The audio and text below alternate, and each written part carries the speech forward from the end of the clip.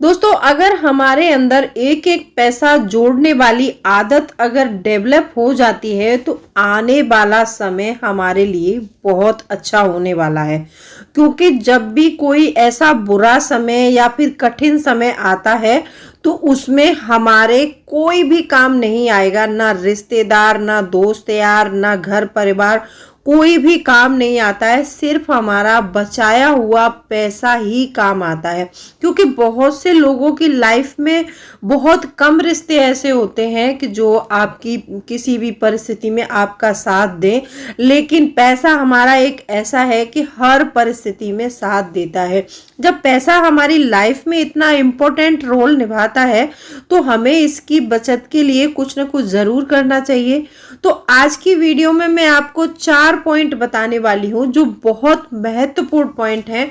अगर वीडियो अच्छी लगे तो वीडियो को लाइक करना, और चैनल को अभी तक आपने सब्सक्राइब नहीं किया है तो आपसे एक नम्र निवेदन है, सब्सक्राइब करिए अपने इस चैनल को और बेल आइकन को भी जरूर प्रेस कर दीजिएगा ताकि ऐसी ही इंटरेस्टिंग वीडियो की नोटिफिकेशन आपको मिलते रहे। दोस्तों, वीडियो पसंद आए तो एक लाइक जरूर कर दीजिएगा। तो चलिए स्टार्ट करते हैं वीडियो को। सबसे पहला पॉइंट है इरादों का पक्का होना। देखिए, हम बचत करते हैं और हम मतलब जो भी कमाते हैं उसमें से पैसा बचाने के बारे में सोचते जरूर हैं, लेकिन ये मुझे कुछ कमेंट के जरिए पता चला है कि कुछ बहनें हैं, उन्होंने कमेंट किए हैं कि हम पैसे तो बचा लेते हैं लेकिन बाद में वो पैसा हमारा खर्च हो जाता है, किसी न किसी खर्चे में चला जाता है। देखो, अपने इरादों को मजबूत बनाओ। पहले तो इरादा पक्का करो कि मुझे इस मंथ में इतनी बचत करनी ही करनी है।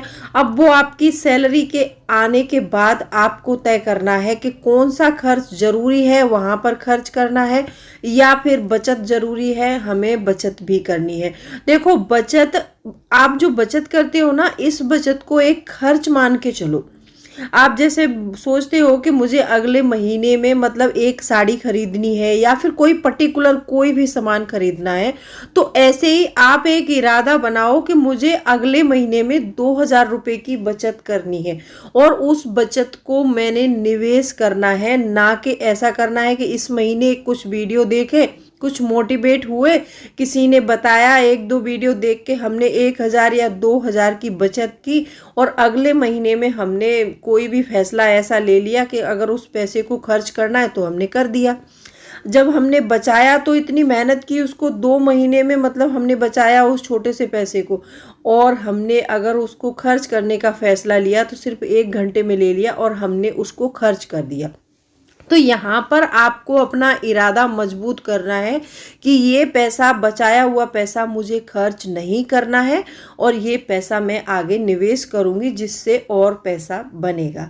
अगर आप ऐसा इरादा मजबूत कर लेते हैं तो आप बचत कर पाएंगे और बहुत सारा पैसा जोड़ पाएंगे। तो सबसे पहले आपको अपने इरादों को मजबूत करना है और आपको बचत करनी है। नंबर 2 पॉइंट आता है कि पे योर सेल्फ फर्स्ट। अब मतलब सबसे पहले अपने आप को सैलरी दो।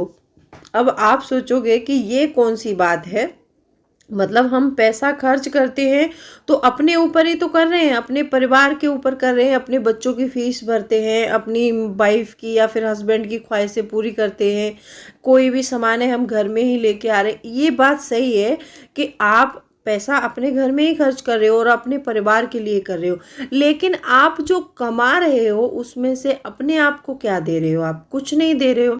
तो जब से आप जॉब करना शुरू करो तब से मैं ये नहीं कहती कि सारा पैसा अपने आप को दो, कुछ भी, मतलब सैलरी का 10%, 5%, अगर आप अपनी सैलरी का 10% भी एक अलग अकाउंट में डालते हैं तो ये समझ लीजिए कि वो स्टार्टिंग से ही अगर आप करेंगे और उसको लगातार करते रहेंगे और आपकी जॉब में अगर इंक्रीजमेंट हो रहा है, आपकी तनख्वाह बढ़ रही है, तो वहां पर भी उस बचत को बढ़ाते रहिए समय समय से।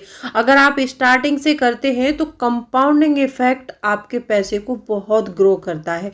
और ये कंपाउंडिंग इफेक्ट क्या होता है, इस पर मैंने वीडियो बना रखी है। और सबसे पहले अपने आप को सैलरी देने का मतलब ये नहीं है कि आप उस पैसे को कहीं बर्बाद कर दोगे या कुछ कर दोगे। वो भी आपके परिवार के ही काम आएगा। वो पैसा आपका देखो बुरे समय में बहुत काम आता है। कोई इमरजेंसी है उसमें काम आएगा, आपको कोई मैरिज करनी है, मतलब हर सिचुएशन में वो पैसा आपके काम आएगा। तो सबसे पहले जैसे ही आपकी सैलरी आती है तो अपने आप को सैलरी दें। तीसरा पॉइंट है, छोटे छोटे स्टेप जरूर लें। जैसे मान लो किसी महीने, जैसे हर महीने में हम सेविंग चैलेंज के वीडियो डालते हैं, तो मैंने एक सेविंग चैलेंज की वीडियो डाली थी, उसमें मैंने 1100 के समथिंग अमाउंट बचाना बताया था।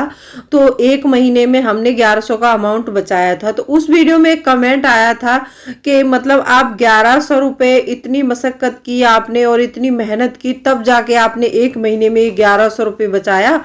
और 1100 रुपए से क्या होता है, 1100 रुपए तो आजकल ऐसे ही खर्च हो जाते हैं।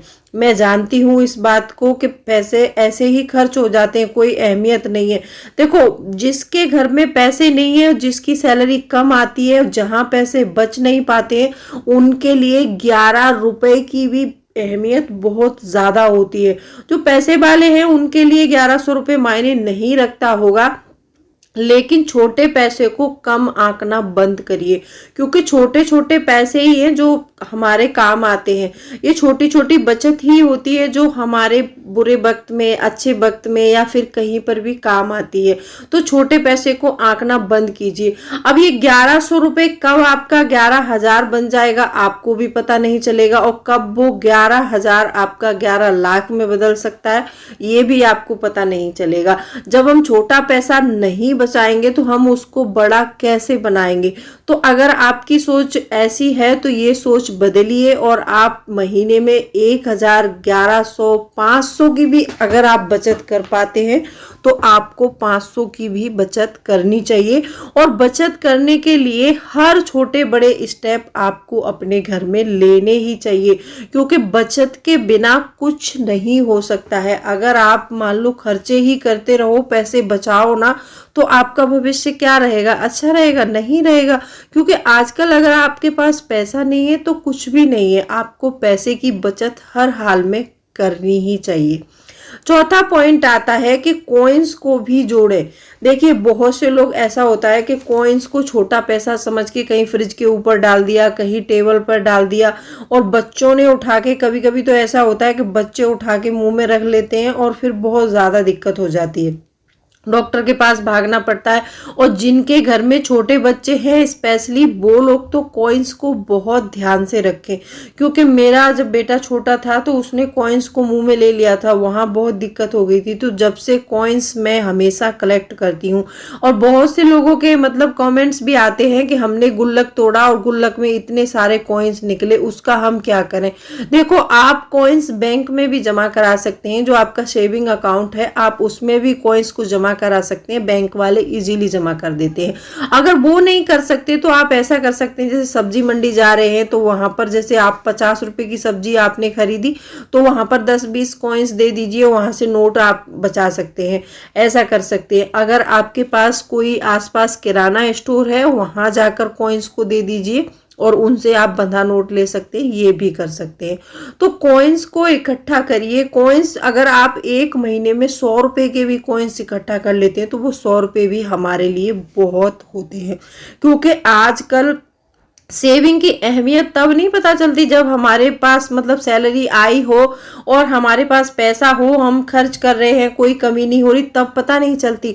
लेकिन सेविंग की अहमियत तब पता चलती है जब हमें बहुत ज़्यादा ज़रूरत हो और हमें कहीं से पैसा ना मिले, तब हमें सेविंग की अहमियत पता चलती है।